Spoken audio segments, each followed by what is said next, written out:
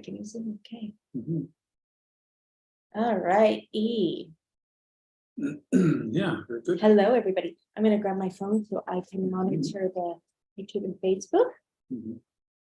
We're going to say a couple quick hellos, and then we're going to get going. Hi, Carolyn. Hi. Hi, Heidi. Yeah. Hi, Catherine Tate. Hello. Hey, y'all. Hey, Sandy. This is really Hi, Sandy. too hot to write this week. Oh, gosh. Yeah. Hi, Susan from Minneapolis. Hi, Michelle King. Hi. Mhm. Hi, Maria. Yeah. Hello. Very good. All right. Let me, yeah. And so we can get going. I'm gonna check the tube, Mhm. YouTube. Yeah. Yeah. Yeah. Awesome. That's me right away. Let's see. Hi, Carol Cox, West Virginia. Hi, how do you say this name? Bobina? I don't know. House. Nyhouse. Yeah, I think I am it's Dutch. sorry. Last name looks Dutch. At Yeah. least. Hello. Mhm. We probably mutilated your name. I I know, apologize. So, yeah. Very good. Yeah. Some viewers on YouTube. Yep, and Facebook too. I have Yeah. to get over there. Let's see. Yeah, So it's today, we wanted to talk more about riding the horse through the back. Yes, we have a brand new course. Before we get going talking about this, I want to let you know we have a brand new course starting on Friday on riding the horse through the back. Mhm. And all of the details, we're not going to talk a lot about it. If you have questions, you can ask us here, but we're not going to talk about the course. Mhm. But click the link and go check it out. It's a brand new course, first time offering. It's a very special thing. So, oops, I put that to, I didn't send that to everyone. Here we go. Thought I said to everyone, but this is- No, I sent it Yeah. to myself. Okay, and those of you on YouTube and Facebook, you can go to our Facebook page and get the info, or artisticdressage.com and get the info. I'm also going to pop the link in, but in case you're impatient. And we can get going and talking. And so please go ahead and leave questions. We'll answer questions throughout and at the end. But Yeah, you can you have in post mind, them in the chat or in the Q&A section here. yeah, on if you're Zoom. on Zoom, there's also the Q&A section. Yeah, We'll cover both. And we'll keep an eye on YouTube if somebody And Facebook. watches on YouTube, on Facebook, and post questions there. So just to multitask a little bit. Yep. So when I'm looking down on my phone, that's what I'm doing. Yeah. So yeah, I was thinking, with when you talk about this subject of riding the horse through the back, you sort of have to talk about the head and neck position at some point, right? Even though it's not a big focus for us, it's like one piece of the puzzle, but there are many other pieces of the puzzle that are just as important. But people get preoccupied with the head and neck because you see it. Everybody sees it. Every beginner, even a non-rider, can see whether the pole is the highest point or not, or whether the nose is in front of the vertical or behind the vertical. So people tend to get fixated on that, right? And you still have these two camps where, on the one hand, people, in one camp, people say the head has to be down, the neck has to be round, and they usually don't care if the horse is behind the vertical. Maybe they really want the horse behind the vertical. And that was the whole premise of that whole Rollkur kind of movement back then, 20 years ago.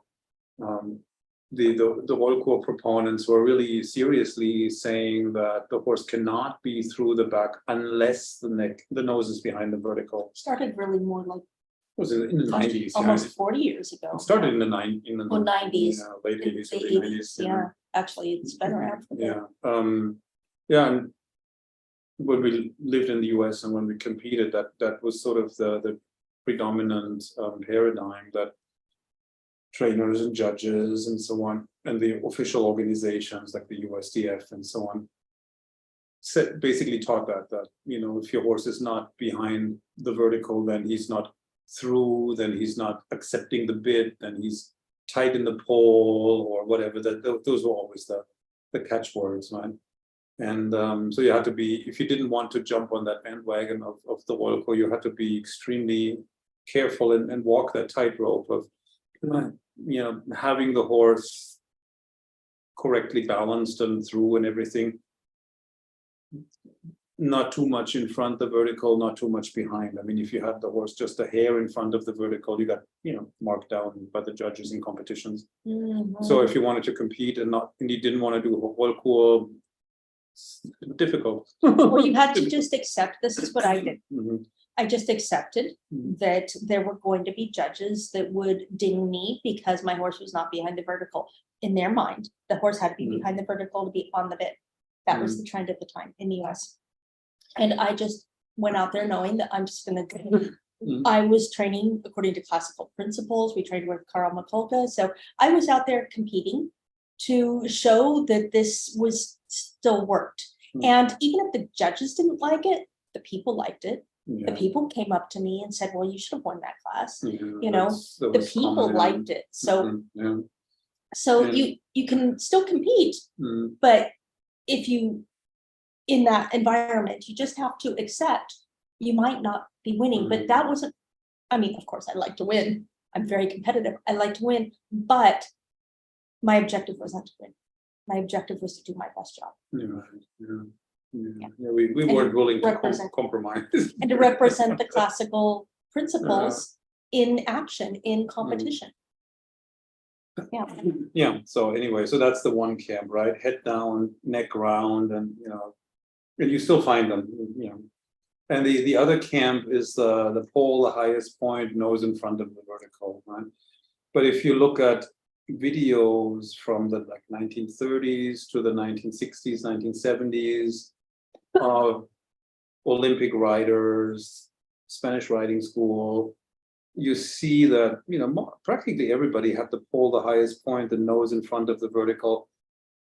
But you see a lot of horses with tight backs who are really sort of scrambling at the walk and the trot. They're very tight, and the under neck looks engaged, and the pole looks stiff, and it doesn't really look good. It doesn't look healthy. And then at the walk, they're sort of, sometimes they're pacey, and sometimes they have this stiff, kind of weird looking movement that just does not look natural and healthy. And in the collected trot too, horses not really bending through the body, and you don't see the energy really flowing through the top line. So that can't be it either, right? Even if the pole is the highest point and the nose is in front of the vertical, that's maybe an ingredient of the whole cake, but it's not the one and only criterion, right? You can have the pole the highest point, the nose in front of the vertical, and the horse is still not through the back. Or you can have the head down and the neck round, and the horse is still not through the back, right? So these are a little bit more peripheral. They're not central. People always treat them like they're the central, the one and only criterion, but they're really more symptoms. They're results or effects rather than causes, right? And that's probably one of the difficulties that for teachers and for trainers to help people understand that the head and neck position is not completely irrelevant, but it's not the highest priority. It's not the one and It's not only the criteria. only thing. Yeah, exactly. So it's like this balance, right? It tells you something where the head and neck is, tells you something about the rest of the body, and it's not nothing, right? But at the same time, you can't make that an absolute, that just because the head is here, everything is bad, or just because the head is there, everything is good. Like you find young horses with long, slender necks, like sport horses, who will go with the head relatively low and the nose behind the vertical, not because the rider is making them go there, but because that's where they choose to be, because they don't have very strong hind legs, they don't have very strong core muscles. So they can't really support themselves in this uphill balance with the hind legs and engaged abdominal muscles where everything lifts up and stretches. That requires a certain amount of strength, right? And some horses don't have that strength, so they can pull themselves together, and then they can go into that correct classical outline for 3 strides or 5 strides or 10 strides, and then you feel them kind of wilt and sag, and then the head goes down and the neck, the head goes behind the vertical a little bit, right, and the neck goes down. And then they can make another effort and they bring themselves up, and then they fade again a little bit, right? So not every nose behind the vertical is holku or is necessarily, horrible. It's sometimes just a lack of strength. It's sometimes little crookedness. When horses get crooked, the ones with a long, slender neck, they will curl up a little bit. And it's not something that is a hard hand or horrible abuse by the rider. It's sometimes really just lack of strength, lack of straightness, and lack of balance, and so on. It's just stuff that happens, and then you have to try and get the horse balanced and straight and develop the strength so they can lift the withers and stretch up and out. But that takes a certain amount of strength. It shouldn't be underestimated. And then there are moments where the horse comes up and maybe comes a little bit too much in front of the vertical. It's like when I take a horse that's a little unbalanced and a little crooked, and I align them and I bring the hind legs under the body, and then I sit on them, then often there is a moment where everything comes up and then the nose is a little too far out in front, and then you would say, yeah, now he's above the bit. And then he finds his balance, and then he relaxes the pole in the neck, and then he's in the right place. So there's often this transition phase, right, from being a little bit on the forehand, being a little crooked, to coming into the right alignment, and then finding the balance, and then they go a little bit too much up and out, and then they relax, and then they're good, and then they're in the right place, right? And staying there, staying balanced, staying straight, and staying in that correct posture takes strength and takes stamina. So once you have it, it's not like a computer program that you download, and then it's there on your computer forever, on the computer until the computer dies. But it's something that comes and goes sometimes. You can have everything perfectly aligned, the horse feels good, goes well, and then something happens and he gets a little crooked, and then the head goes, too high, too low, to something, and then you have to rebalance, straighten, and then it's good again for a little bit, and then, the horse loses balance again. So it's always this process, kind of going in and out of balance, going in and out of straightness. And the head and neck of the horse are a balancing device. So if you don't fix the head and neck in a certain position, if you don't disconnect them from the rest of the body, any change in balance, straightness, and so on will show up in the head and neck. And I've over the years, I've sort of come to suspect that some of a lot of the successful competition riders simply disconnect the head and neck from the rest of the body, so the head and neck always maintain the same outline, right? Judges often like it if the head and neck never changes, if it's just always the same. And if you disconnect the horse at the base of the neck, you can get that. You can put the head and neck into a certain frame, and then they stay there. And then it doesn't matter what the rest of the body does. The neck, the head, the silhouette, always the same, right? And unfortunately, that's often rewarded by the judges. But which is why people train for that, Yeah. right? Because it gets rewarded. Yeah.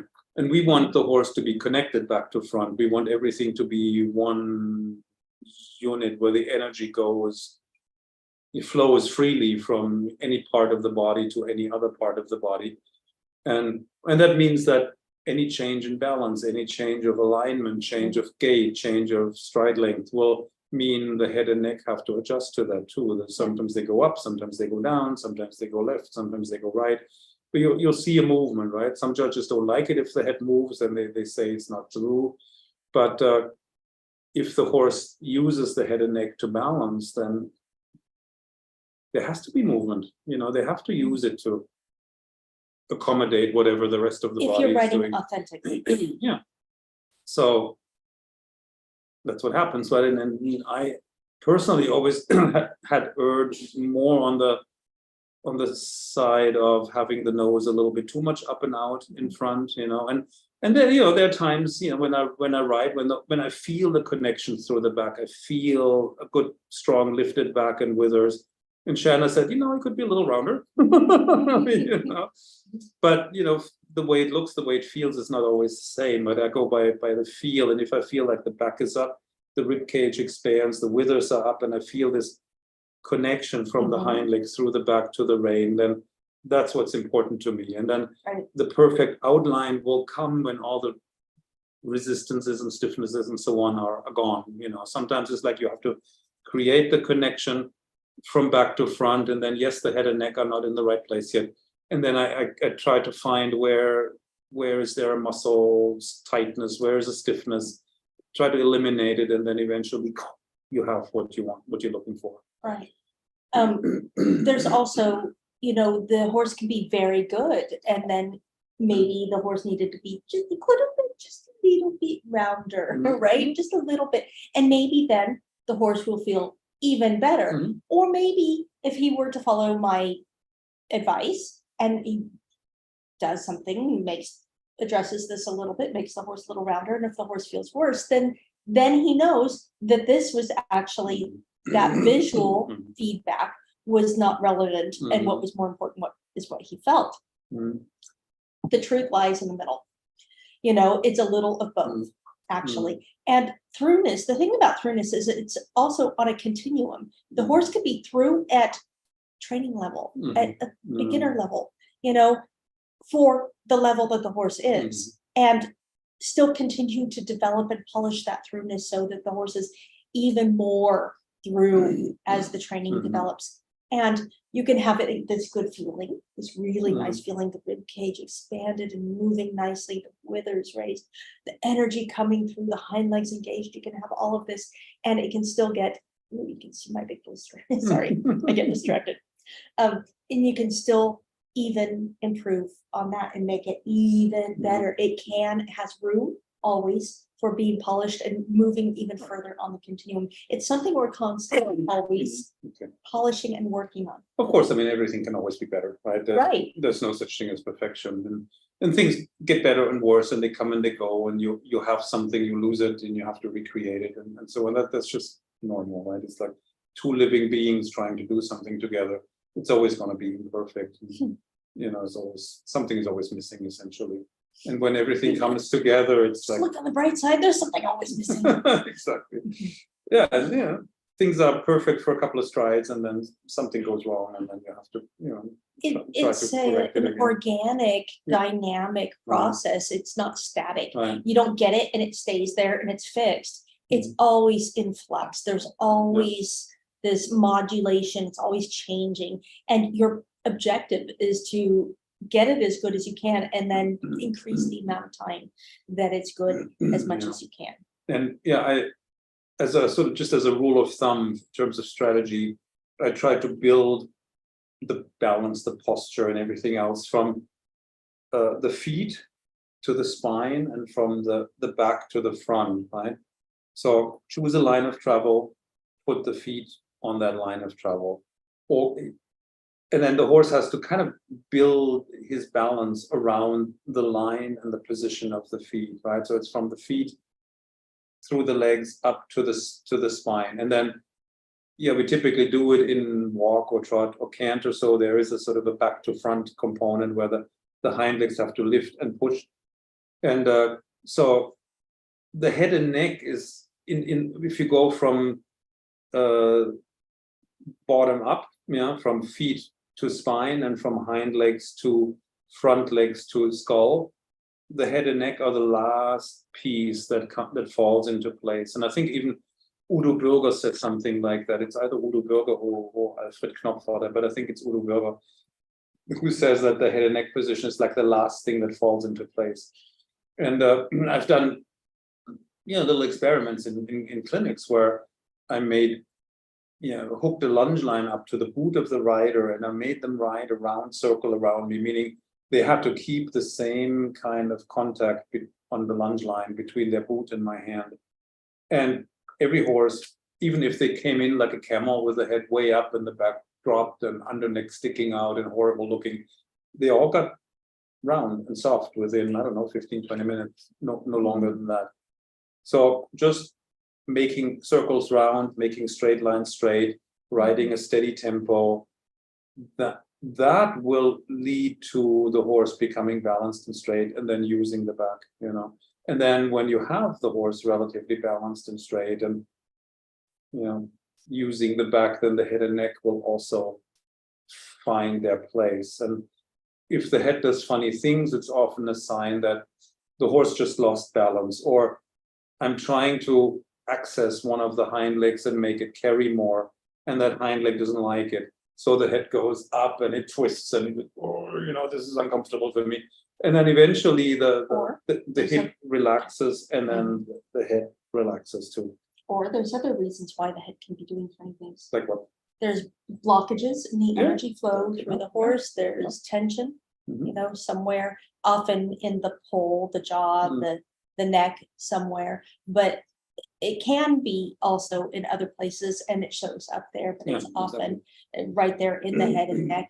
And you see this, the horse is kind of like, because they're a little locked up here, You always have to look at the conformation, of the horse. Is the neck long or short? Is it really like deep and like shaped like a triangle? Or is it thin and naturally arched? Is it thin and straight like a plank? Does it have this U-neck shape? Is the skull big or small? Is the throat ledge pole area very like all one piece, or do you see lots of definition, lots of space between the lower jaw and the neck? Is the back long or short? Is it wide or narrow? Is the croup flat or is it round? What are the angles of the hind legs? Are the hind legs at rest in the normal position out behind? Are they straight under the horse? Are they camped under? And so all this affects the way the horse carries himself, and the way, which muscles the horse uses, and whether he's above the bit, behind the bit, and all these things. The conformation plays a big role in that. That it's important to keep that in mind, that you don't think that whatever your Shetland pony or your fjord horse or Haflinger, or they all have to move the same way, like a Hanoverian or a Lusitano or a Thoroughbred. They can, but every horse has his own way of moving. He expresses his gaits in his own way, right? And you have to find the balance and the posture that is most efficient, most healthy, effortless, and so on, for the horse you have, for the conformation type, the breed, and so on. Basically, you find the balance, the level of throughness, all of these things that is the best for that. Yeah, you optimize the balance, the posture, the movement for your individual horse, whether you have a Hafling or a fjord horse, or an Arab or a Thoroughbred or PRE, or a Frisian. They're all different. They're very different in terms of conformation. So you have to find what works best. What's the best, healthiest, most energy efficient way of moving, right? That's why, like Hubert Rohrer, I had a few clinics with Hubert Rohrer before he died. He was at the Spanish riding school for 8 years, and he said, you have to know your horse, you have to know the breed. And that's very true, because the different breeds, if you look at the different breeds, they have very different conformations sometimes. And that has to enter into the equation, right? And has to factor into the way you ride and train the horse. You have to ride a saddlebred differently from a quarter horse. Even if, the principles are the same, you want the horse balanced, you want him through the back, you want him on the bit, you want him straight, and so on. But the details can vary quite a bit, if you look at think of the more extreme kind of breeds, like the Arab, the saddlebred, the fjord horse, a draft horse, and so on, that they present very differently. You train them with the same principles, but the picture sometimes looks different, right? Or the path that you take to get to the same goal can be different, because different personality types, different conformation, and so on, right? So that's a little bit the art of riding, to find the right path to get to the same goal, essentially. Yeah. Right on. Yeah. Just what I was gonna say. Just what you want. Do you want to say anything more on that I was before we just- answer some questions? Yeah, I was trying to think if there's anything else I need to say, Um, or if I've covered everything. There's always more, but at least in the short format. And we had a question Yeah. from, let me find it. I have to. Oh, no, it's hard to find it. Tharakas Kanamaki or Makia, who's in some of our courses. Yeah. She said, "Hi guys, very tempted to join again on another course. How different is this from contact and connection, which is another one of our courses?" I think we should address the course, but first actually address how throughness. We've been talking about stuff that is really about contact and connection, right? So how is throughness beyond that? Maybe we should address that first, and then I can answer the question about the course. They're related, of course, right? I mean, we made the contact and connection course because every training issue always shows up in the rain contact. Anything that goes wrong usually leads to some problem with the contact, like above the bit, behind the bit, raised, heavy on one side, behind the bit on the other side, too light, too heavy, something, right? So we made a course around that, like what's a good contact? How do you create a good contact? How do you have to sit? How do you have to ride? We gave exercises. Now, the through the back course is related, being on the bit and being through the back. They're very well closely connected. We have additional exercises here. I mean, there's a little bit of overlap, but most of the exercises are different in the two courses. And in this through the back course, we're really focusing on the thoracic spine, lumbar spine, wing and of the rib rib cage, the ability for the horse to develop that longitudinal stretch and lateral stretch through the body, so that they can bend equally each way, so that they can really become like an accordion through their body. Yeah, so which is what builds that. Focus is on accessing the rib cage and thoracic spine, getting the withers to lift. Yeah, like Shana says, getting a stretch on the outside of the body and getting the longitudinal stretch of the top line. And there are certain exercises that are very well suited to access those body parts and to bring that out and to get the horse to, lift the back and swing the rib cage and then release the neck and the paw. And then you have the horse on the bit and round and so on. So it's one thing leads to another in a way. So they're good companions through the back and on the bit. Really, Contact course are good companions. So there will be a few exercises that overlap, because these are exercises you'll notice we include in every one of our courses, because they are like the mainstays. They must be in every course, because you use them for everything. They're that important. Figure eights and serpentines and combinations of circles and voltiges. They're so beneficial on so many levels, and they're so basic that we have them in pretty much every course. But then we have quite a few exercises here in this course that are not in any of the other courses. These are the exercises that I use with training horses that are very difficult, that are very locked in the back and very rigid in the rib cage. Or exercises I use with young horses to really instill very early on this throughness concept. And some of them are related to the contact exercises, but they're not the same exact ones. But we're also doing some other new things in this course. We're doing video demonstrations with us writing and commenting on what we're doing. And we're including brand new demo videos using just our assistant instructors. So showing how it should be done correctly. And so this is new. Every module has a couple of exercises that are more arena pattern based, and then there's a stirrup stepping exercise. Stirrup stepping actually plays a really big role in riding the horse through the back. Stirrup stepping is really about connecting the forelegs to the ground so that the horse can use the back optimally. If all 4 feet are connected to the ground and the weight, if they really step down, the horse can lift the back and the withers, and that's what often creates the stretch of the top line, the lifting of the back and the withers. And you can do it by just riding a big circle and stepping. You don't have to do any fancy patterns. And if you find the right stirrup stepping combination, that can completely change the way the horse moves. Really? And then there are other, engaging one hind leg and then turning onto a vault, or engaging a hind leg and stretching laterally, or a combination of the two. And then engaging the inside hind, stretching the outside of the body often leads to this release longitudinally, where the back comes up and the pole lets go, the under neck lets go, and then the horse sort of melts into your hand. The result, you see the symptom of it all in the front end with the head and neck, but really we're talking to the back in this course. Back to front. Talking about the back. Yeah, it's back to front. You bring a hind leg underneath you, and then you set everything up from the hind legs through the rib cage to the front legs, and then eventually the neck and the paw and so on.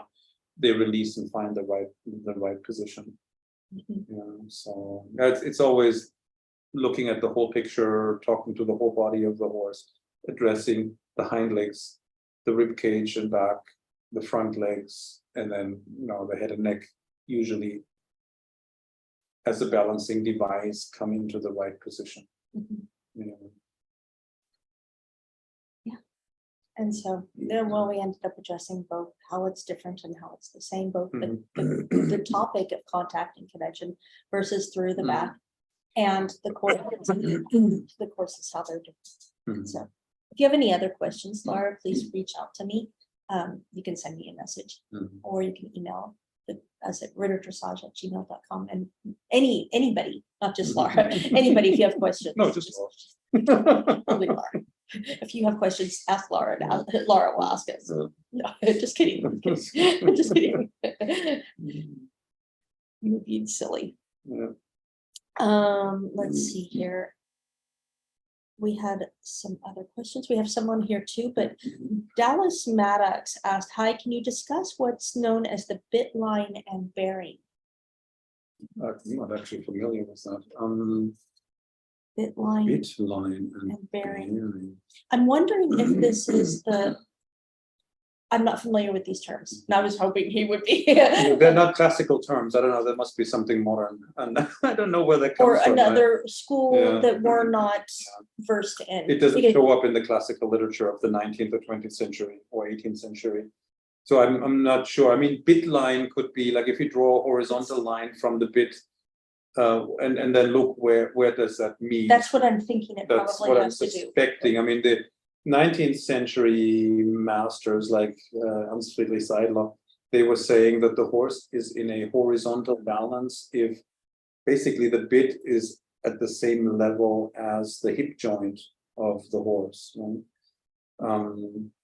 Anything below that, the horse is on the forehand. Anything above that, the horse is on the haunches, right, in a more uphill collected position, if the hind legs are flexed, because of course you can have the head way up in the air and the horse can be on the forehand if the hind legs are refusing or unable to support the weight, and they're unable to flex under the weight. And if the hind legs are rigid out behind, then you'll also see it with the back dropped, and the withers will be dropped, whereas the head and neck will be high. Very high. So. Yeah. But if the hind legs are under, they're flexed, the croup is tucked a little, the withers are lifted, and then you see this stretch of the top line forward, upward, and then the mouth is above the hip joint. That's a very high degree of collection. That's sort of high school dressage. It's like FEI levels, and upper end of the FEI levels. Good FEI.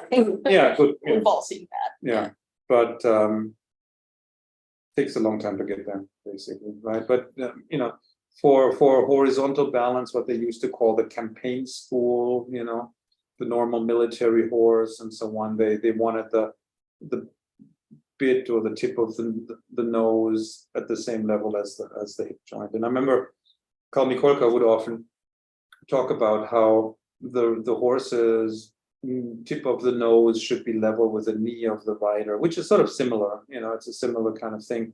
And he would often then tell people, now look at where the top of the kickboard is in relation to your knee, and where is the horse's mouth in relation to the kickboard, and then can you lift it up so that it's like flush with a But not, kickboard. I mean, sometimes he did have riders and us, address with the reins because he wanted you to experience how the power of this. But also, oftentimes he was indicating to do this by riding the horse more uphill More with the seat, with the whole body from the leg to the from the seat, hind and legs. up there. into your seat and then Yeah. directing that energy up. Yeah, and that's actually not a bad thing to kind of keep an eye on it a little bit. Where's the top of my kickboard? If you have a fence, different boards of the fence, where are they? Where's the top board of the fence in relation to maybe my knee? Where's the horse's mouth? Is it below that board? Is it above that board? And then just gives you a little bit of a frame of reference sometimes. And then you can see, well, how can I reorganize the balance of the horse so he lifts himself up in front? If he's too low, a lot of horses have the head and neck, or the so low that the nose is maybe level with the elbow joint or with the shoulder joint, and that's okay with a young horse. It's okay when you're sort of taking breaks, but when you're working, and you want the horse to really support himself and lift the front end, the mouth needs to come up a little bit, so to speak, without losing the roundness and without losing the stretch. That's always a thing. If you lift the head and neck too much, the back drops, the withers drop, because the hind legs can't support it. So that's often this little bit of a teeter-totter. You have to lower the neck a little bit, bring the hind legs under, then shift the weight into the hind legs, and make sure the back is lifted, the withers are lifted. And then when everything feels round and the top line feels stretched, then you can try and lift the front end up and put all the weight of the front end into the hind end.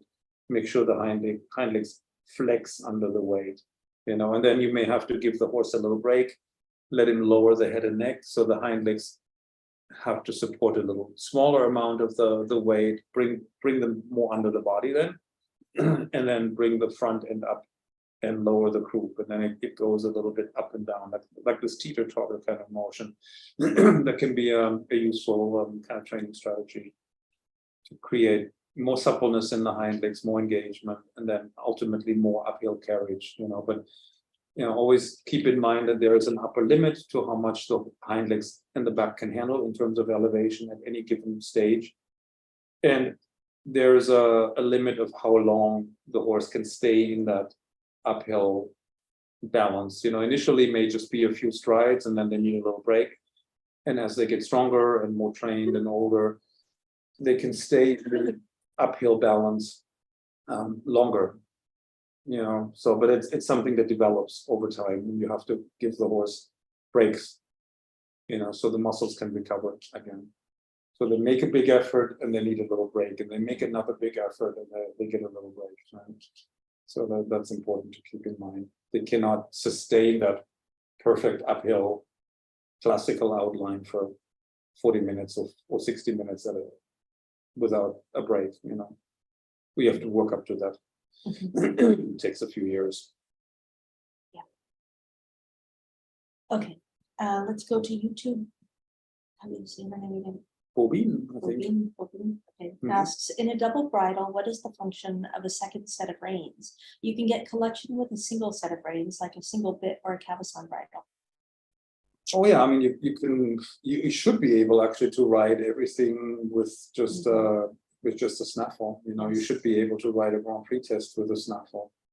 When you have a double bridle, you have a curb bit and you have a snaffle bit, and they work very differently. The curb bit has no joint. It has the curb chain, has the leverage. So the curb bit creates more of a longitudinal flexion, and you can use the curb bit to flex the hind legs vertically, longitudinally. And the snaffle bit and the cavesson are much more suited for elevating and flexing laterally. So they complement each other, right? The effect of the curb and the effect of the snaffle are complementary. They're designed very differently. They function very differently. That's why standard way of holding the reins, where you have the curb reins and snaffle reins just separated by one finger, is not ideal really, because it doesn't allow you enough differentiation. I mean, you have to be very conscious of the different functions of the curb bit and the snaffle bit when you ride with a double bridle, and you have to use them accordingly. You know, use the snaffle for flexing or for elevating, use the curb for flexing the hind leg, or creating a little bit more longitudinal flexion of the pole, you know, and really keep that very separate in your mind and try to differentiate in the way you ride, which is not so easy. You know? It's really, the curb is for fine tuning. Yeah, exactly. It's a precision tool. Yeah, you don't necessarily need it. You know, you can train a horse all the way. I personally like the snaffle. I don't ride with a double bridle very often, but it is a very fine instrument. It's often, you know, when I ride with a double bridle, it feels like, you know, when you're a little nearsighted, you put on glasses, then oh, there's so much more detail I can see now. Sometimes too much. It can be useful diagnostically too. You put it on, you're like, whoa, I see a little more crookedness than I realized we had, you know, and it can give you some information. Then you can go back to the snaffle and work on it in the snaffle if you like. Of course, the curb has a function too, like he was just saying. It's very, very precise. It can really help you. It can really be a great tool. Yeah. But you shouldn't rely on it all the time. Exactly. And yeah, the curb bit is not a power brake to stop the horse, and it's not to make the horse round, you know. So many people, they just stick the double on. I can't get the horse on the bit. I just stick a double bridle on, and you know, it's like, that's the wrong way to go. And actually, Kami Kolka used to tell us that when he was in the Spanish riding school, they was saying that the horse should be 99% free of resistance and tension before you put the double bridle on. That's a pretty high bar. That's a high standard. You know, to have a horse really that supple and that through before putting a double bridle on. A lot of people put it on because they can't get the horse supple and through. So it's like, stick the double bridle on, that at least he puts the head down, and then you know.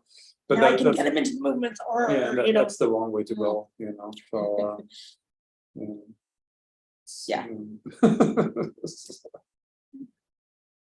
Okay, I'm going to go over here to our Zoom questions. This wasn't a really question, it was a comment, but I'll read it. Heidi Abshire says, I had a judge beat me up for my mare's pole not being the highest point. I tried to consider this as a compliment since she is a saddlebred Frisian cross. I just don't feel the judges are looking at the complete picture. That's very true. Sadly, true. Yeah. Not all judges are equally good. You know, some of them, the judges' training is also marginally good. Some judges are excellent. They are really, really, and I really trust their feedback. And some of them, it's like, yeah, well, okay. It's coming from you. Okay, I understand. You know, so you have to take it all with a grain of salt. But I agree. It's nice to get that compliment that you know, if you take it as a compliment, the pole wasn't the highest point, if that's what it was desirable for you at that moment, and it absolutely could have been, probably was. But yeah, I agree that judges are not looking at the whole picture. Oftentimes, they're looking at a set criteria that they need to judge by, and it's a little bit the fault of the judging system too. It's not just the judges. No, they often judge everything against the standard of the Hanoverian or Holstein or whatever. They're taught that they have to, actually. Really? This is yes. They don't judge each horse across, you know, for the best that horse can do. You have to look at the conformation. Of course, saddlebreds and Frisians are similar in the sense that their neck tends to be set on high.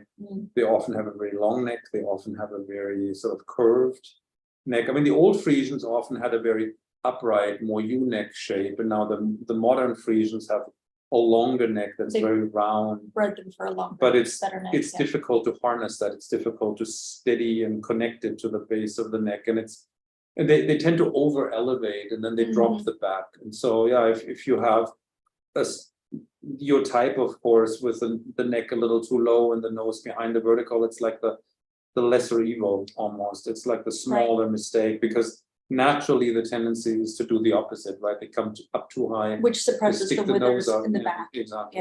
Yeah.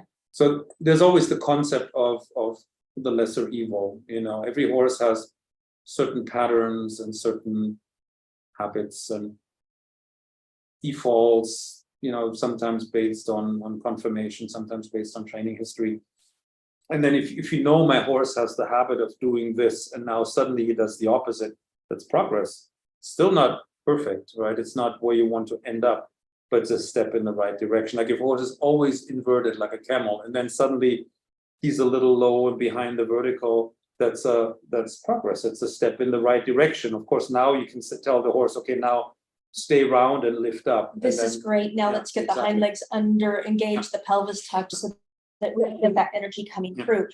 In all fairness to the judge, and I don't know if how much the judge was looking at, but the judge can't judge where the horse was yesterday, where the horse was a week ago, and this in relation to that, all they can judge is what they see in front of them, that particular point in time, that particular test. That's all they can judge. That's all they can comment on. They can't say, well, I understand that this is, this type of horse is difficult, so it's good. They're not going to say that. In a clinic, we can say that, but a judge can't say this. So, in all fairness, she had to comment on that. She had to have been away for it, But to get back to the smaller mistake, Yeah. if you have a horse that habitually goes behind the vertical because maybe they were all core trained or something, and you try to get him out of it, then there will become a time where they come above the bit. That's true. And that's progress. That's a step in the right direction, right? Yes. It's not correct yet, but it's better than where he was, right? And it's like a one step on the journey. And I've had. Can we explain why this is, though? Why this is important? Oh, if the horse is too deep, too low behind the bit, then they're not talking to the hand, so to speak. Then there's no communication, there's no connection from the back to the front. From the front back to the legs. So you can't actually connect the horse to the ground through the rein contact. You can't fully bring the horse through that circle of the aids. The energy comes from the hindquarters over the back, over the pole into the reins, but then it needs to come back through. It needs to cycle back through, and it gets disconnected there when the horse has been roll curved or habitually ridden deep. The horse gets disconnected, and that rein contact, it gets stuck there, and it doesn't connect back to the horse.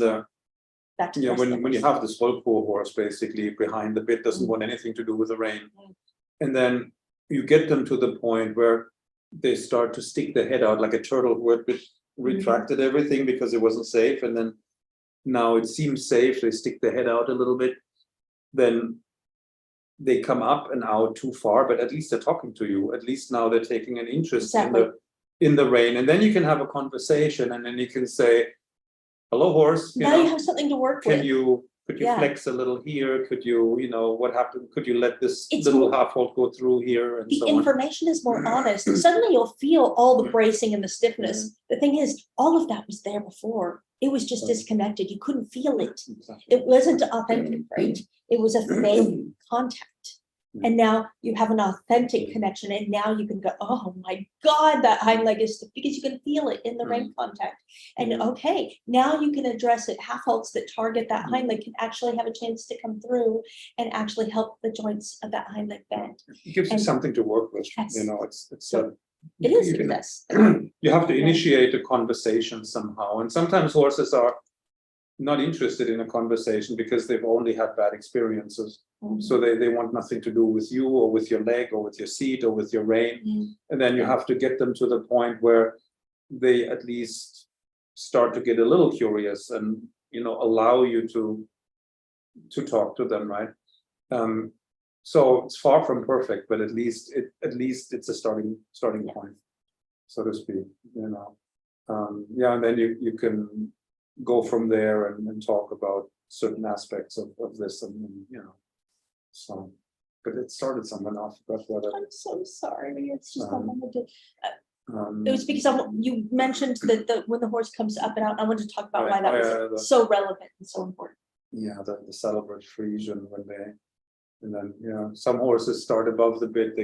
And then if they get too low, it's the lesser evil. It's the opposite mistake. That's progress, Or the For ones that temporary curl, time. the ones that curl up, come up and out too much, and that's progress. And then it's always, you can never go from where you are to perfection, right? You always have to zigzag a little bit, like going up a steep mountain, you go switchback curves left Like and right. these up. memes you see that say, everyone thinks the progress or the journey goes from here to there and like that, when actually it's like from this big scribbled mess, and before you get there, that's really what it's like. Yeah. Yeah. So so it's important to be aware of the patterns of the horse and the habits, and then to judge what the horse does against that background. What's his habit? What's his conformation? What's his temperament? What's the training history?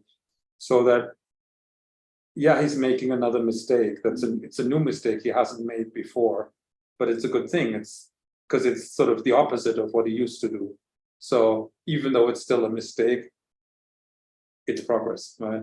And then you need to maybe adjust your strategy a little bit. And it's okay, now my horse is changing. Now maybe I can do different things. Now maybe we can have a different conversation because now he's responding a little differently, and then you can gradually get him to where you want him to be. And I think that's important to keep in mind too. It's not just a straight line from here to, fix that mistake and now we're perfect, but it's really this journey of learning and developing, for the horse and the rider. So then you don't get frustrated. I'm gonna go to these because they showed up before that. I'll do, it shows the time. So Okay. Terry Douglas said, Shana, I really like that phrase, writing authentically. Thank you. You're welcome. Yeah, I think about that a lot too. Laura Bradford said, a friend just bought a 4-year-old, which was started in Amish country. She and her dressage instructor chose to move into a curved bit to get the correct headset. Yeah, oops. And he's having trouble getting into the canter. I'm thinking he hasn't developed enough balance to go in the curve. Right. And he needs more basic strengthening, straightness, and more mental time before asking for the canter. Yeah. His hind end isn't coming under, and I'm thinking he shouldn't be pushed so hard, and just help him learn balance and get used to moving with her on his back. She's also writing straight lines to make him straight. I'm thinking serpentine, square circles, enlarging circles. Am I incorrect? And how? No, you're right. not. You're totally right. Yeah. I mean, the double bridle is always an instrument of refinement. It's not there to get a headset. It's not there to be able to hold and control the horse. Yeah. 4-year-old is a baby. And they should be ridden with a snaffle.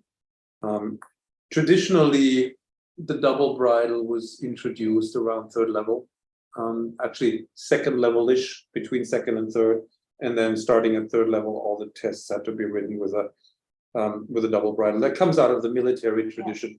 The green horses were trained with a snaffle until they were trained enough to be put into the squadron and ride in formation and do all the things that a soldier's horse needs to do. And that was around 2nd level, basically. Like the military horse, when it was really part of the troop and had to go off and into war or maneuvers, they needed to be able to walk, trot, and canter, and do all the turns on the haunches and turns on the forehand and voltas and things, and jump over ditches and jump over hedges and swim across rivers and all these things. And in a military situation, the double bridle is convenient because if you need to stop quickly, it's a little easier with a double bridle than with just a snaffle. But they would always spend the winters really training the horse with a snaffle and refining and repolishing, and whatever they screwed up over the summer when they were playing soldier, they had to go back and fix this in the winter and tune the horse up again and so on. So that was the end of the basic training of the horse, was the introduction of the double bridle.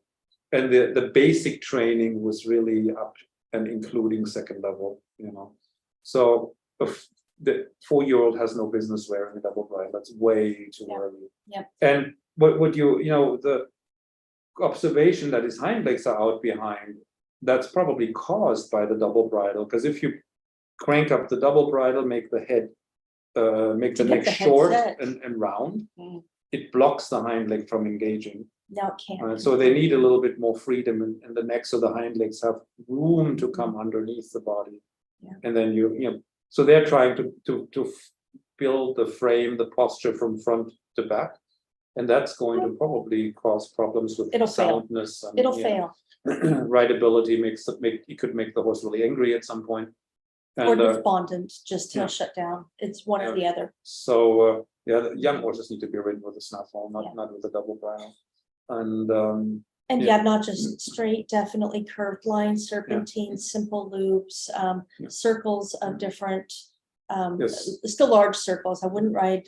I mean, you can do walk halters, but young horse, I don't do trot halters usually unless they're.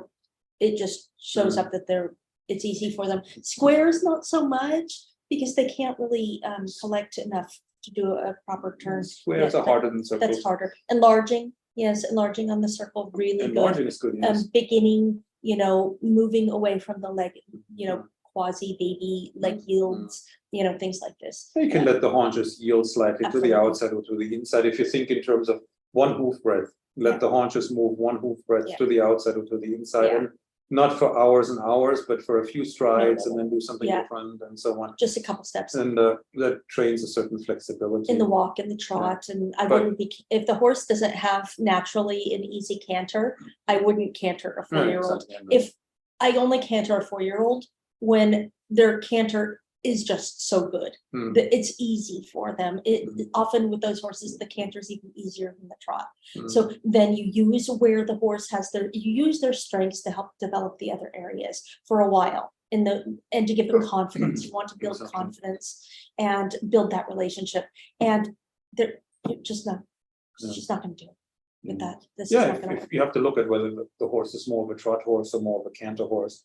Some horses are more trot horses. The trot is the best gait, and they're not very balanced or coordinated in the canter. And with those, you may have to wait a while before it makes sense to canter. So they may have to do a shoulder in the trot before it even makes sense to start canter work. So you may have to postpone the whole canter topic for quite a while until the balance has developed in the trot and the walk to the point where they can give you a decent, well-balanced canter. fox right up there. And some horses have a brilliant canter. The canter is the best gait. And in the pasture, So we have foxes. so in the pasture, they choose to canter everywhere they go. And on those, you can introduce the canter under saddle earlier. So that plays a big role, how good the natural canter is. But the paradox is that you don't make the horse straight by riding straight lines. On the contrary, if you just ride straight lines on a single track, the horse will get more crooked. He'll fall on the forehand. He'll get very stiff and very rigid. And you make the horse straight by teaching the horse to turn the shoulders left and right, move the croup left and right, shift the weight onto the left side, onto the right side, bending left, bending right. And when you develop these skills, you get a horse where you can put the feet on any line you like, and the horse becomes adjustable by practicing adjustability, essentially. And of course, with a green horse, you can't ride pirouettes or half passes or anything like that, but you can practice circle left, circle right, and then at the walk you can start voltas, and eventually you can introduce the voltas at the trot. You can make 15 meter, maybe with a 4-year-old you can do a 20-meter circle, then you can try a 15-meter circle, see if that works. If it doesn't work, then go back to the 20-meter circle.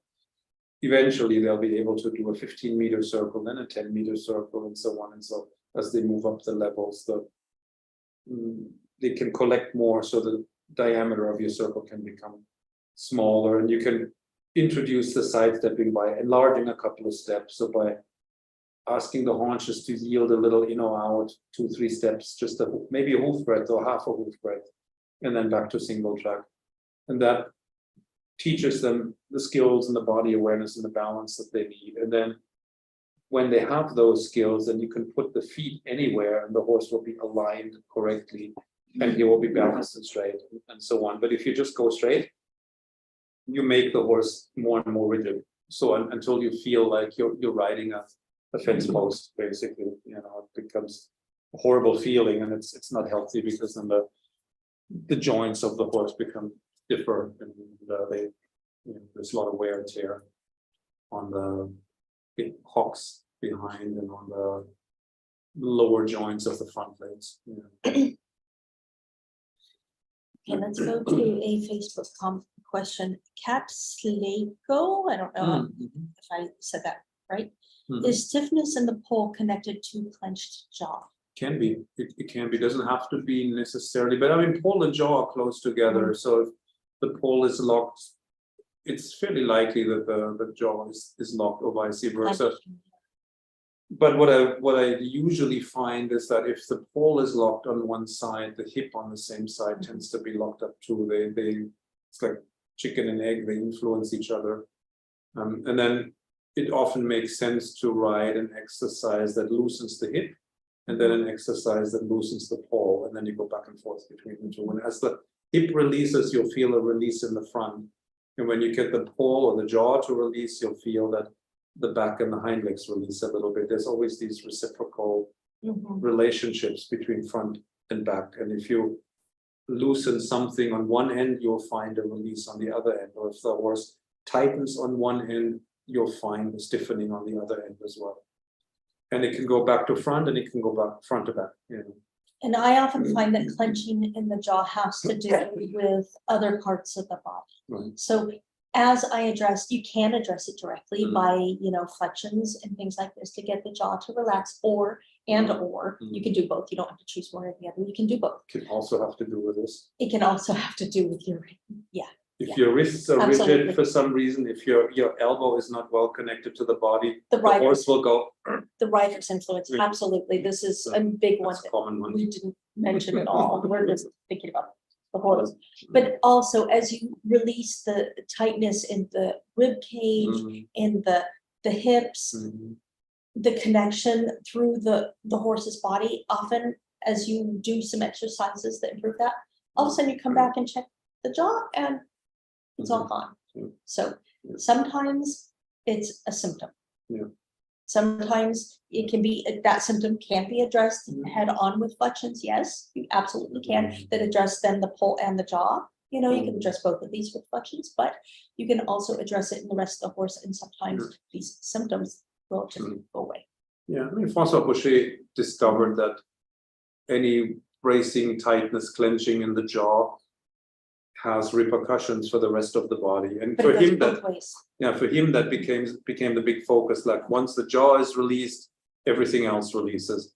And it's not wrong. It's probably a little bit too simplified, but there is something to it, And the Germans often tend to go the other way. It's like, oh, it's all in the hind legs and so on.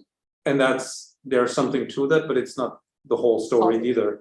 That's why it's good actually to combine the two approaches a little bit. Like, like I said, work the hind legs and make them supple, and then maybe see Hind if you legs, can, the rib cage. and see if you the can release the shoulders. pole, the jaw a little bit, and see how that affects the back and the hind legs. And sometimes it's not clear, does that start in the pole, or does it start in the hind legs, or does it start in the rib cage? That's why do a little bit on this, work a little bit on that, and work a little, go back and forth, and then you'll feel that every time you release one thing, something else lets go too. And then maybe as you're working on the two ends of the horse, you start to understand, oh yeah, it must have come from here. Sometimes it takes a while, maybe before you see the origin of the problem. And but you'll see the connectedness between the different body parts, and then gradually everything unravels and becomes softer and more flexible. Let's come back over here. We read that one. Beth Brown asks, can you talk about a horse that likes to carry its head a little low, not behind the vertical, so the withers seem flatter and not getting much suspension in the gaits? Yeah, it's usually lack of flexion of the hind legs. And of course, some horses are built a little like that. If you have a horse where the neck is set on low, like some quarter horses are a little bit like that, where the neck is fairly horizontal and the pole is almost level with with the withers, that they're already built a little bit like that. And if they're a little croup high, or if the hind leg joints are a little straight, then they like to go there. It's like the most comfortable place to be.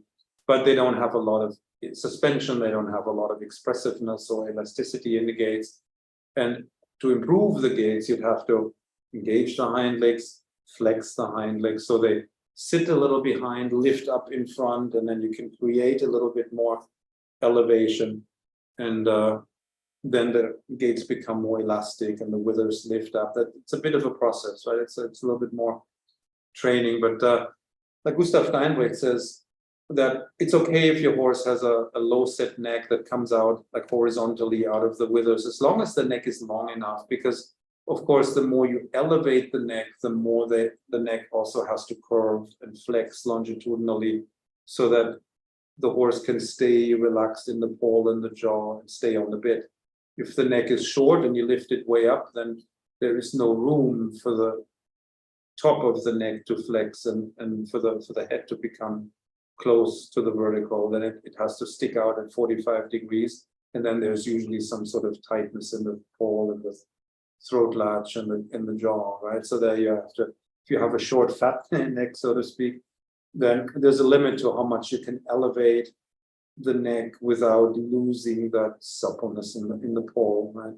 If you have a long, slender neck, you can lift the head and neck up much more. It's like what they used to call the swan neck. You know, the swan neck looks elegant and looks beautiful, but it's often a little unstable. So it's tricky to get that to connect the swan neck to the shoulders and make it, you know, a solid connection basically between the shoulder, the neck, you know, and then have it become more and more flexible towards the top. Especially early in the training, you know, when the horse is young and lacks the strength through the whole body, that it comes out in this hyper mobility. Yeah, the old masters, by the way, were always said that it's easier to take a shorter, fatter neck that's inherently a little stiff and make that supple, than to take a long, slender swan neck and make that stable.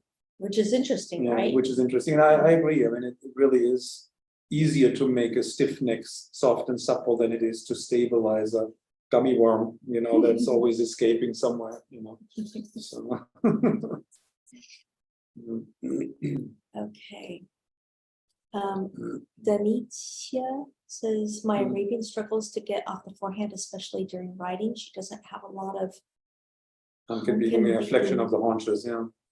Yeah, depends on, I mean, depends on the conformation. Some Arabs have their pelvis naturally rotated a little bit the wrong direction, like a little out the back. So the hind legs may be naturally a little out back and the croup may be a little flat with the tail up. So there you have to do a lot of exercises that engage the hind legs, lots of lateral work. that really help them step under with each Flex, hind yeah, leg so that individually. the pelvis starts to rotate a little bit more under and the hind legs come under the body. And then the back will be better supported and can lift.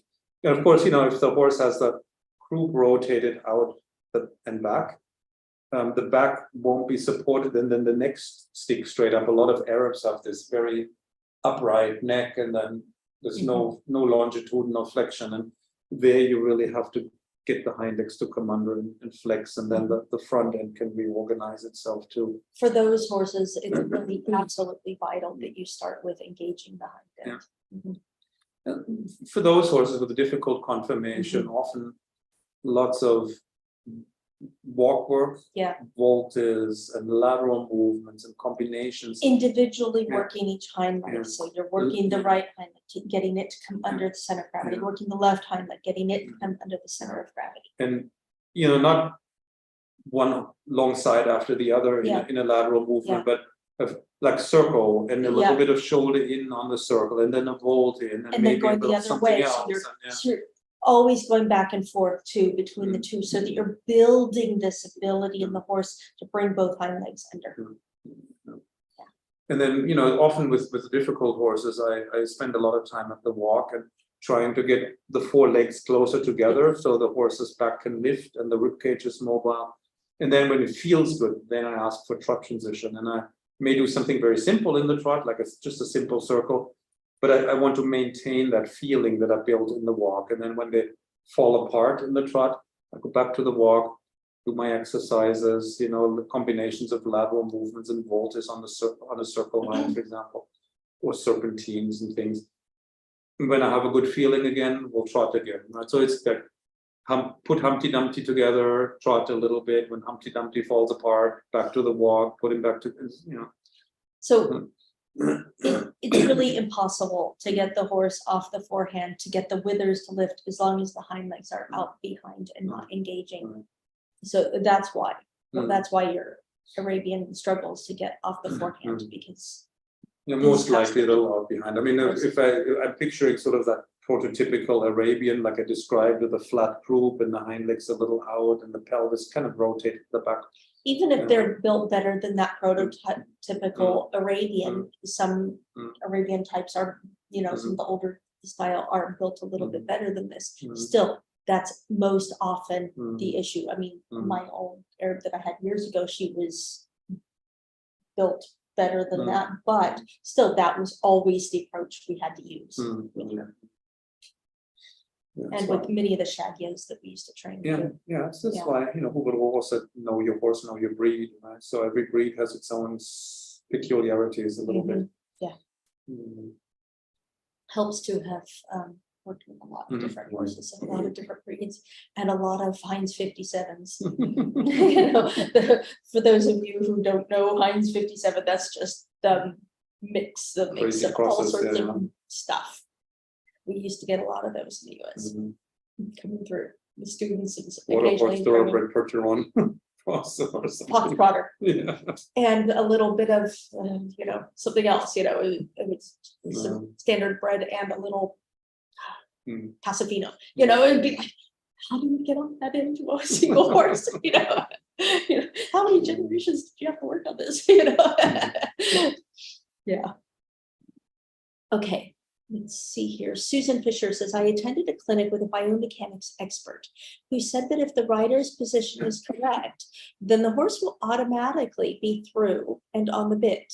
Unfortunately, I don't think I've been able to achieve that magic position, at least consistently. I struggle to feel when my horse is using her back correctly. Will the new course help us learn this feel? Yes. That's I mean, it always sounds nice that all you have to do is ride correctly and the horse will be perfect, but that's not the way it goes, unfortunately. If you have a horse with good conformation who's well trained, then all you have to do is sit correctly and ride correctly, and then they'll do everything that you want them to do. Then it's easier. If you have a horse with difficult conformation, if you have a horse with a bad path, it comes with its own issues. Then it's not enough to sit correctly. You have to really actively help the horse put all the body parts in the right place. It still helps to sit correctly. You still really need, I mean, the seat is a very important component in all of this. We haven't even really addressed that a whole lot. In our courses, we always address the seat quite a bit because it is so vital. And the correct seat is not necessarily like the picture of the Spanish riding school rider, you know. But it's very situation dependent, context dependent. You may have to deviate from that standard seat that you see in the performances of the Spanish riding school or whatever.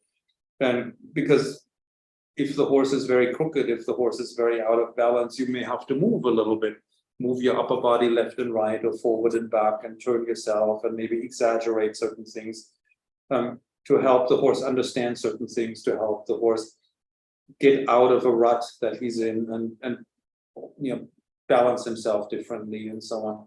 So just thinking that I just have to sit there like this little Barbie doll up on my horse, you know. We've all seen it. The rider looks beautiful, beautiful position, and the horse is going around like an absolute mule crossed with a giraffe, you know, and there's no connection between this beautiful seat and the horse. There's no connection between the two. It's like the rider is sitting there completely not relating to the horse at all. You have to be effective. The seat has to be functional. So it's nice if it looks pretty. We like a pretty seat too. And we do work on the aesthetics to a degree, but even more important is that it helps the horse. It needs to help the horse and it needs to be effective. Your aids have to be able to come through. They need to be able to connect to the horse. The seat has a function. It has a real role. And it's not enough to just sit they're looking pretty, looking the part, right? It's like the function before form, actually, and actually the function defines the form. Mhm. Yeah. So sometimes by just becoming more effective, the form already comes. And of course, you can work on stretching your legs, turning them in, sitting straight and correctly and everything, but you don't want to hold yourself rigidly too. Holding yourself rigidly to keep a pretty position, as many riders end up doing, makes them unable to communicate effectively with their horse. You have to be able to move. You have to move your rib cage. You have to not be afraid to move, essentially, up there, because your horse needs you to move, not flop around, but to move. Sorry, there was more on that. She wants to know, will the new course help her learn this feel? Yeah, it should. Yes. It should. Yes, we're going to talk about what we feel, how we feel it.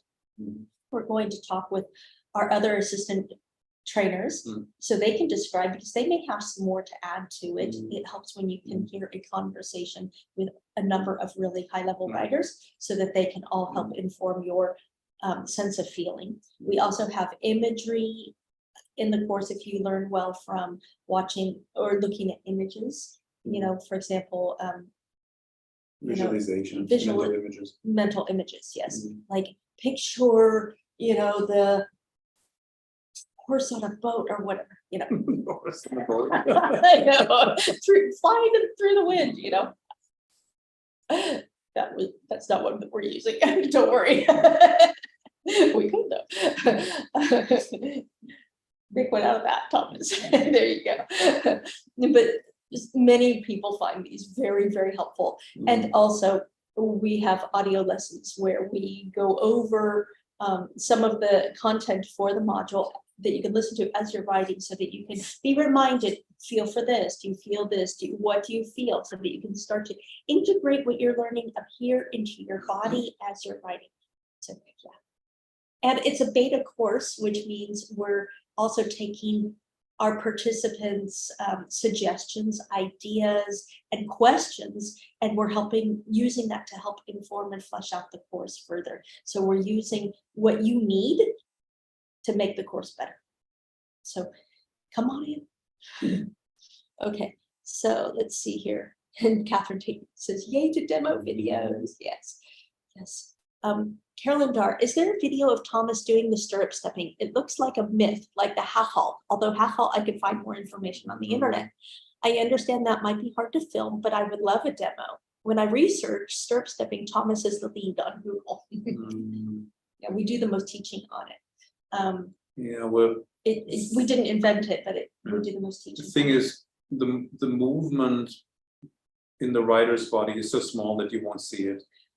And in cameras, when you film somebody riding, the changes in the horse become, I don't know, they become smaller on camera than they are in real life. Like when you watch somebody ride and you see something happening and somebody films it, and then you go back and watch the video, it's like, that was much bigger in real life. I don't see hardly anything happening on the camera. You might see the change in the horse, and we but can not much. We can try filming some for this course, because we want to film as much as possible and see if we can show the difference in the horse. You shouldn't, when somebody's stirrup stepping, you shouldn't really see anything happening in the rider. You shouldn't see, it's not stirrup stomping, okay? It's a very light aid, it's very subtle. In fact, stirrup stepping can become so subtle that you're not even actually using an aid, you're just thinking of the stirrup. You're thinking of stepping in the stirrup. I mean, when you do it, you feel a change in the horse. I'm not sure how much will show up on camera. We'll have to film it and try it. And I'm thinking if we can get the microphone hooked up and working, I could call it as I trot around on a circle, and then I could use a stepping pattern and then call the steps as I do them, and then with a little luck you actually see something change in the horse.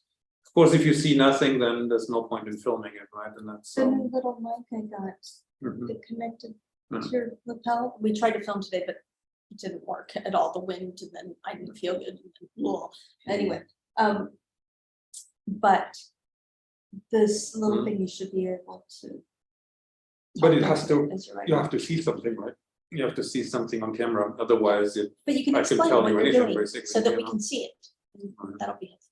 So yes, yes, we will be attempting to show as much as we can of stepping, and Mm. we'll try to show a difference in the horse. You can feel a difference for sure. Otherwise, we wouldn't be teaching it. And often you can see a difference, but it kind of develops like, oh, the horse is looking nice, you know. But you can't go, oh wow, what happened right there? You know, it's not something that's it doesn't happen all of a sudden. Okay. Okay, let's go to some of these. Caroline Dar, what kind of exercises do you recommend to bend involve the rib cage? Oh, anything that moves the rib cage. So things that involve changing the bend, shifting the weight and changing the bend, they go hand in hand. So you can do a vaulted to the left and then ride a shoulder in right, and then maybe ride a vaulted right and then a shoulder in left, things like that. Bends and turns. They move the rib cage, or shifting the weight and then changing the bend. And then one principle that often works well is that you take the hind leg that was the outside one in your last element, make that the inside one by changing the bend, and then engage it. So that's the volte, left shoulder in right. In the volte left, the right hind leg was the outside one. And you change the bend, you grab that right hind leg and push it more under the body in a shoulder in right. And then, back and forth like that. If you That's get usually on good. all fours and you go around in your house, do it on a softer surface if you can, and try doing exactly that, bending and then shifting the weight into your hind leg as you do it, basically a turn, and then immediately after that engage your what was your outside hind leg and change your bend and turn into that. You'll notice your rib cage will doing this. You can feel it happen in your own body. And you can apply that principle to a lot of other things, like shoulder in and then a leg yield off the wall a few strides, and shoulder in parallel to the long side and leg yield away from the wall. Or you can ride a circle or a volte, stop, turn on the forehand in motion from the outside leg. It's always the same thing, right? Like take the outside hind leg, make it the inside, bring it under the body, then maybe go the other direction, do it the other way, and so on. So those are always good exercises to mobilize the hind legs, the rib cage, and they bring the hind legs more under the body. So that both of them are good. Okay, she also asked, how can one feel whether the wither rises up? When the withers come up, I mean, the horse gets bigger in front. The base of the neck gets wider. When the withers come up, the rib cage gets wider, it fills your leg more, and the back comes up. So you feel like the horse is expanding underneath you. There is a bigger area for you to sit on. And the horse feels more powerful. Feels more powerful. And it looks and feels like you have more horse in front of you than behind you. Like if somebody watches from the side, the shoulder, neck, head should look bigger than the croup, or at least as big. If you feel like there's a big horse behind the rider and then just a little horse in front, then they're behind the seat, behind the leg and on the forehand. And if the croup, the hind legs almost disappear a little bit under the saddle, and then you see a gigantic shoulder and a big giant neck that comes out really high, then they're really on the leg, on the seat. She's asking about feel. The other thing you can feel is that when the horse touches down with the front legs, it doesn't feel hard. The touchdown on the front legs doesn't feel like this hard beat. Suddenly the horse touches lightly. It has a different feel in the touchdown, and you can feel the horse coming through from behind, because the horse has to come through from behind in order to lift the withers.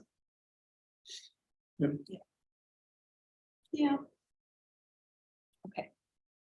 Martina wants to know about the trapezius muscle and the balance. If the horse is in an uphill balance, this trapezius muscle expands and fills, and then the gap in front of the shoulder blade fills out. That's why we feel that the horse widens the rib cage, because that muscle has expanded and puffed up and filled, and it develops, it gets stronger too. And that's why the saddle shape actually changes as the saddle fitting changes. The saddle has to be fitted differently as the horse changes, because they will develop these muscles more and more right behind the withers. That happens frequently. That And in front of the withers. Yeah, the saddle doesn't fit anymore after a few weeks or few months. Yeah. Because the horses develop more muscles, the rib cage gets wider, the spine, the room next to the spine fills, with the trapezius and the longissimus dorsi and so on.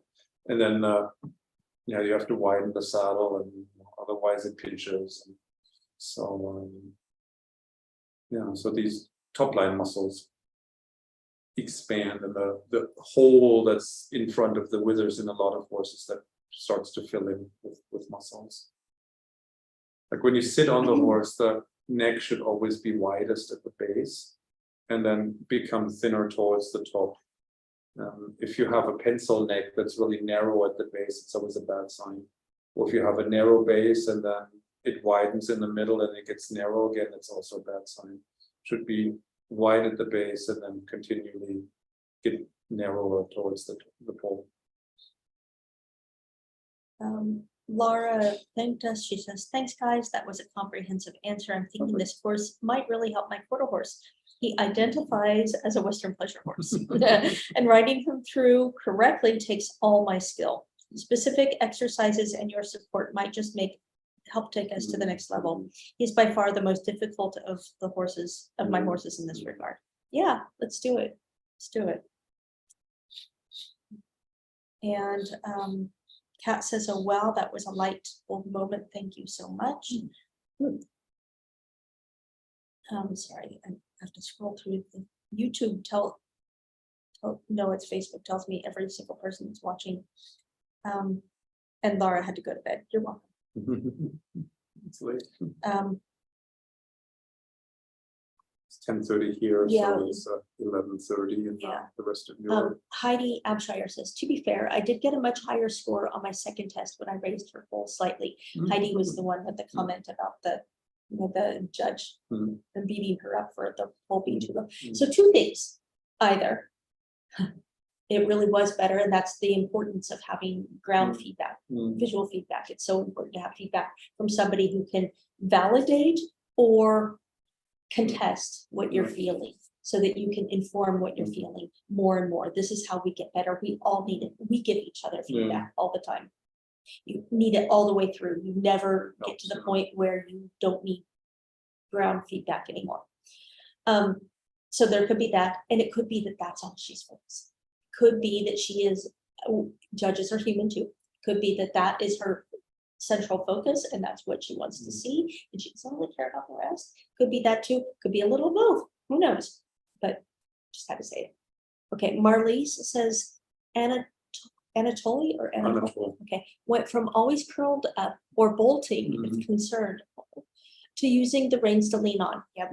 He didn't have the above the bit stage really. Now he is mainly on the aids, but he has problems. He leans rather than curling up. Yeah, I mean that's the other possibility that a horse that was too light because he was behind the bit can then discover that the bit can be a support. He can lean on it to get the weight off the hind leg.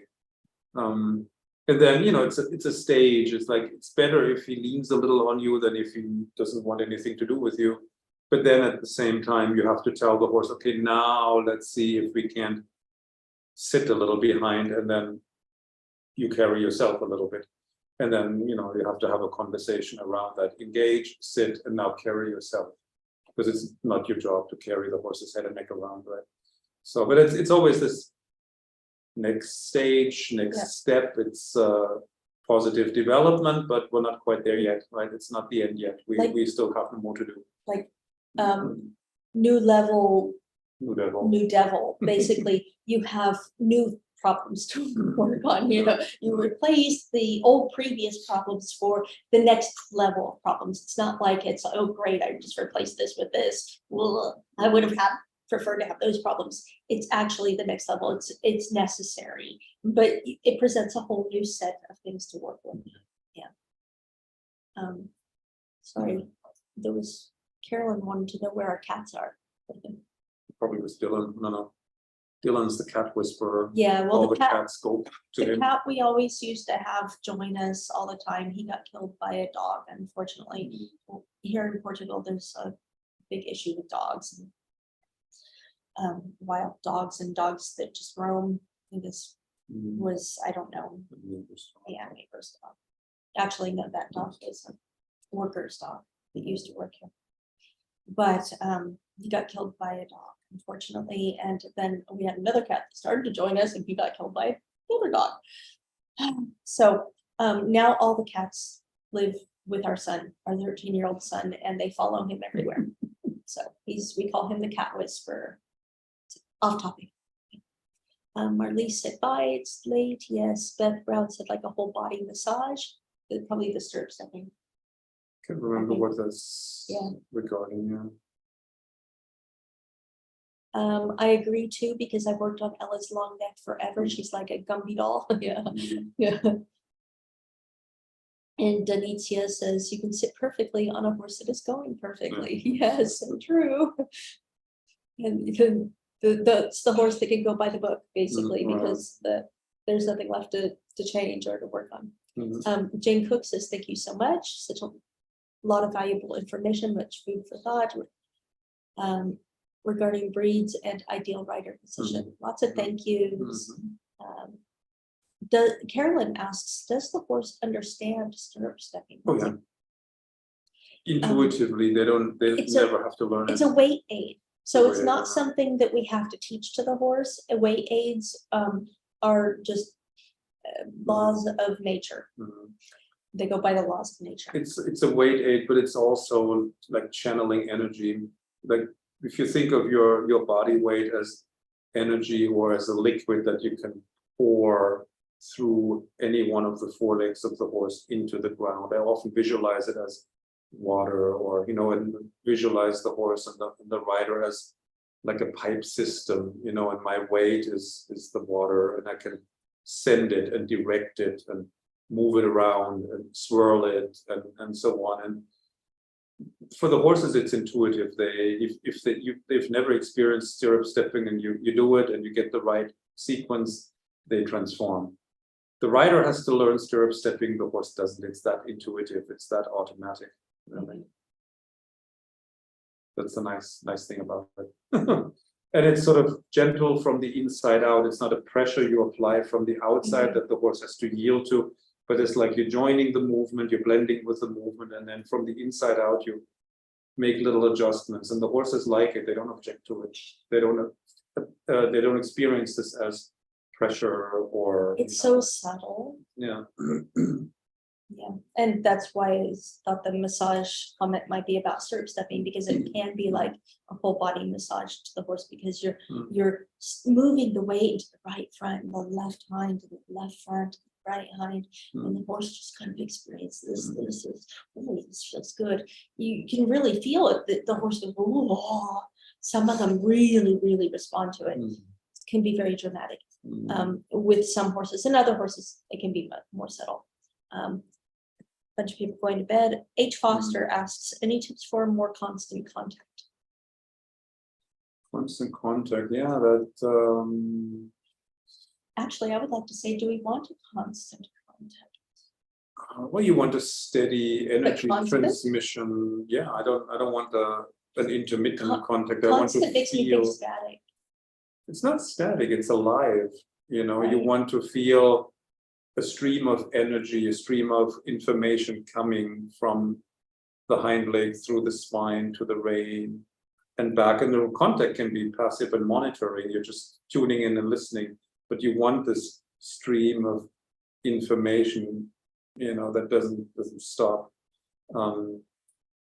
And to get a steady contact, you need a steady tempo.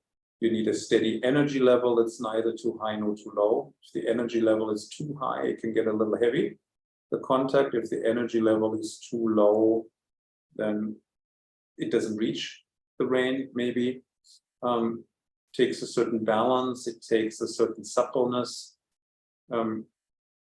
If you don't have a steady contact, could be that there is muscle blockages that prevent the energy from connecting. Could be that there is a false bend, like hypermobility somewhere, that prevents the energy from connecting. So you have to have these certain basics in place, like correct arena pattern, steady tempo, steady energy, not too high, not too low, and the tempo neither too fast nor too slow, right? And then in addition, you may have to check if there are muscle blockages or false bends that prevent the energy from the hind leg from connecting to the front. And this steady connection could be so light that you can hold the reins with 2 fingers. What the important thing is that there's information that flows, information that you can tap into, you know,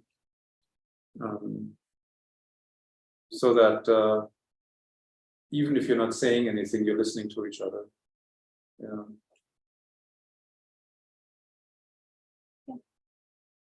That's good.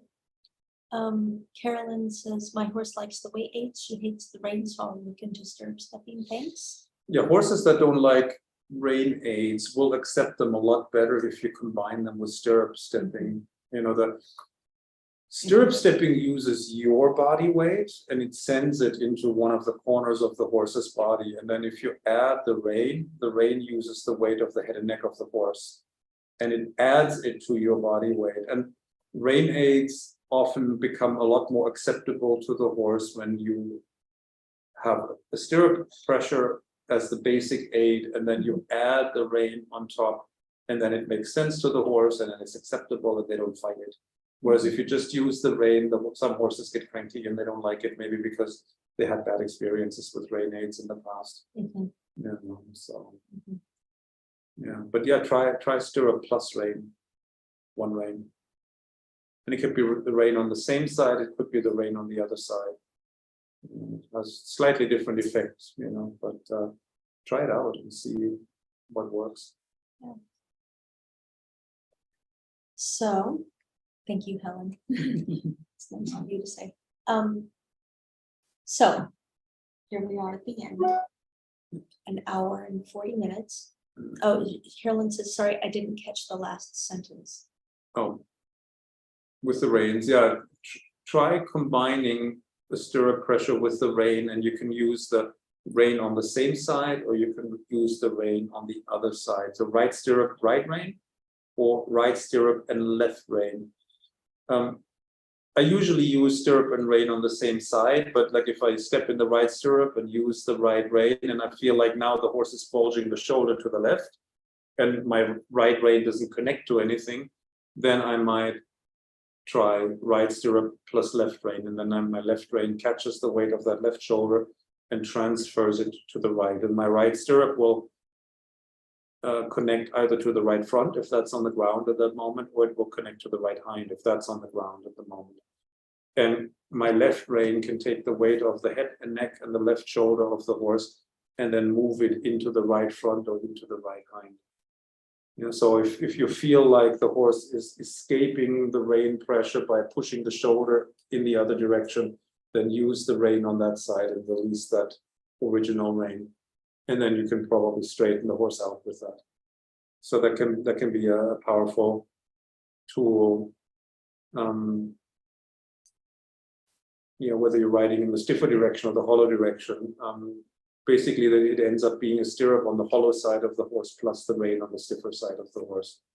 And then that can help you straighten the horse and balance laterally so that then the horse can bend correctly, and you know, you get a better connection back to front and so on.